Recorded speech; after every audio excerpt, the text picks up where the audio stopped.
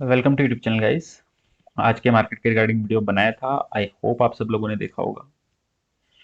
अब एक बार बात कर लेते हैं ग्लोबल सिनेरियो की और अपने डेटा सेटअप की। डाउ जोन्स डाउन है थोड़ा। टारगेट मैंने डाउ जोन्स का भी दिया हुआ है। जो लोग नए हैं या कॉन्टिन्यूसली नहीं देख रहे हैं वीडियो, वो एक बार प्रीवियस जाके चेक कर सकते हैं। नेगेटिविटी दोनों साइड है, लेकिन आज जो देखने वाली चीज़ है वो क्या है ये देखिए। विक्स कंटिन्यूसली 30 से ऊपर बना हुआ है और जो डॉलर इंडेक्स है आज ये ऑलमोस्ट 98 के पास जा रहा है। ये बहुत बहुत बहुत नेगेटिव है हमारे इमर्जिंग मार्केट के लिए। ओके। और अगर मैं 1.5-2 साल बाद आप लोगों से कह रहा हूँ कि हर राइस पे सेल करना है, तो आई थिंक मैं काफ़ी रिसर्च और उसके बाद ही कह रहा हूँ। और जो लोग नहीं फॉलो कर रहे हैं उनको समझ में आ रहा होगा कि क्या हो रहा है मार्केट में, कैसे उनका कैपिटल लूज हो रहा है। आज देखिए बैंक निफ्टी में क्या हुआ है। ऊपर खुला, कल की क्लोजिंग से ऑलमोस्ट 300-400 पॉइंट ऊपर गया। 35,800 से अगर आप देखेंगे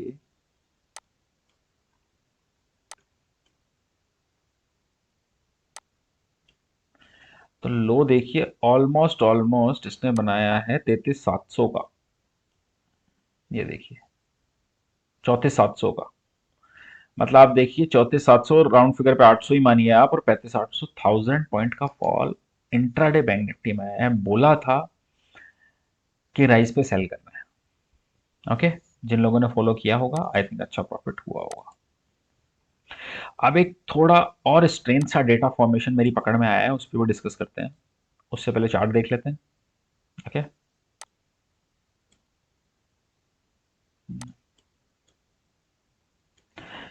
तो देखिए निफ्टी का टारगेट मैंने दिया हुआ है आप लोगों को।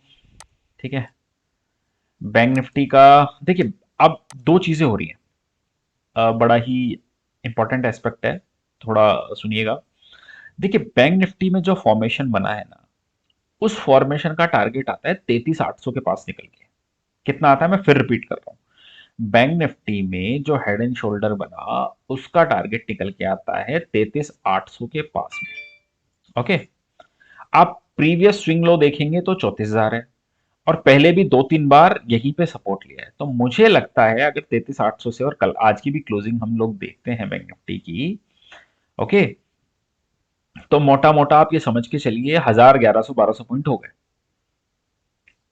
मुझे लगता है यहां पे कहीं पे आके बैंक निफ्टी का बॉटम तो टच होना चाहिए, एज पर चार्ट ऐसा लग रहा है। लेकिन निफ्टी जो है,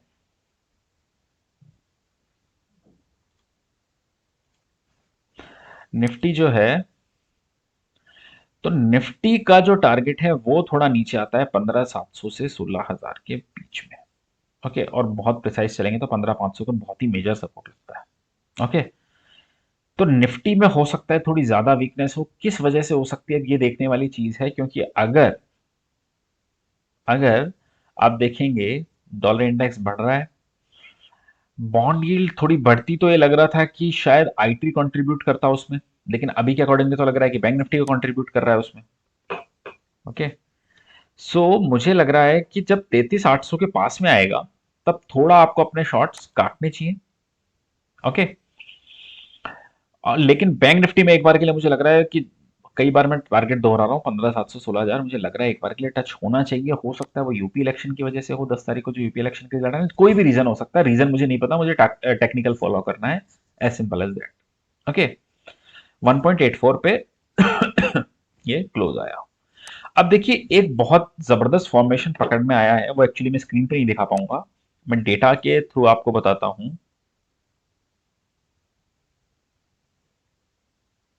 देखिए अगर आप एफ का डेटा स्टडी करेंगे, देखिए कैश मार्केट का तो बहुत ही गंदा हाल है। ओके। लास्ट 14 फेब से ये लोग कॉन्टिन्यूसली बेच रहे हैं, और जो सबसे छोटा फिगर है 14 फेब से बेचने का, वो भी 1,242 करोड़ का है। और बड़ा तो आई थिंक आज का ही फिगर है, जो सबसे बड़ा है 6,664 करोड़ का, 44 करोड़ का। बहुत ही हैवी सेलिंग है।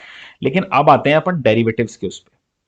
तो डेरिवेटिव्स में देखिए हो क्या रहा है, इंडेक्स ऑप्शन के डेटा पे अगर हम आते हैं, तो आज जो है बहुत ही हैवी इंडेक्स में ऑप्शंस में बाइंग है।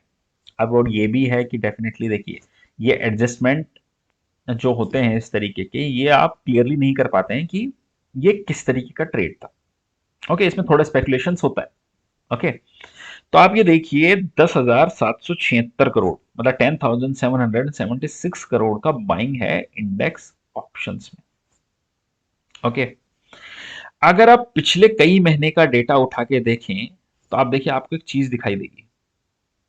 मैं यहां पे निकालता हूं, ये कैलेंडर आई थिंक आपको सबको दिख रहा होगा, फेब मंथ। ओके,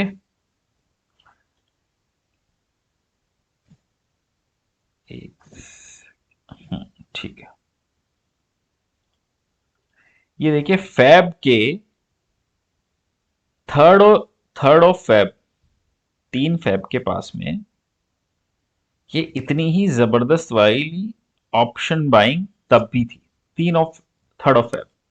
ठीक है, अब आ जाते हैं अपन निफ्टी के चार्ट पे, 3rd ऑफ फेब के पास में। ओके, ये 3rd ऑफ फेब है। ओके, अब आप ये देखिए हुआ क्या। 3rd फेब को क्या था, weekly expiry. 3rd Feb weekly expiry. Okay, तो आप ये देखिए 3rd फेब के बाद में वीकली एक्सपायरी के दिन मार्केट गिरा, सेम सिचुएशन आज यहां पे भी हुई। और उसके बाद में कंटिन्यूसली 3 दिन तक मार्केट ने डाउनफॉल दिखाया। ओके, और अगर इस तरीके का डेटा आप 19 जनवरी को निकल के आता है, सेम डेटा 19 ऑफ जनवरी को निकल के आ रहा है। मैंने कुछ और भी क्लब किए हैं डेटा उनके साथ में, लेकिन मैं आपको मोटा मोटा ही बता रहा हूं, सेम इस तरीके का डेटा निकल के आया 19 ऑफ जैन को। ये बुधवार का दिन था।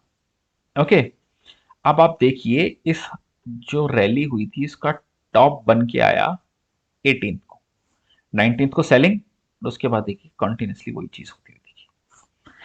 तो ये जो डेटा इस तरीके का आ रहा है, तो मुझे लगता है कल के मार्केट में फिर से एक फॉल आना चाहिए, और हो सकता है 1-2 दिन तक फॉल हमें फिर से देखने को मिले, और शायद हम ये जो 16,200 की टेरिटरी है यहां तक जाने की कोशिश करें यूपी इलेक्शन के आउटपुट से पहले। ओके, अगर यहां पे यूपी इलेक्शन का आउटपुट पॉजिटिव आता है तो शायद बाउंस, और अगर नेगेटिव आता है तो शायद हम 16,000 के पास पहुंच जाए। ये मेरा व्यू रहा इंडेक्स पे। अब डेटा जो आता है वो देख लेते हैं एक बार के लिए। इंडेक्स में लॉन्ग 4,700 कॉन्ट्रैक्ट्स, तो शॉर्ट 13,000 कॉन्ट्रैक्ट्स आज भी शॉर्टिंग करके गए हैं, हैवी शॉर्टिंग है इंडेक्स में। लॉन्ग 3,000 कॉन्ट्रैक्ट्स, फ्यूचर में शॉर्ट 11,000। इसका कोई लॉजिक नहीं क्योंकि इसमें एक्सपायरी ड्रिवन ट्रेड्स रहते हैं, तो डेटा वीक है। अब देखिए मैंने बहुत से स्टॉक्स आपके सामने डिस्कस किए, एक बार उन सबको क्लब करता हूं और कुछ बताने की कोशिश करता हूं इस केस में आपको।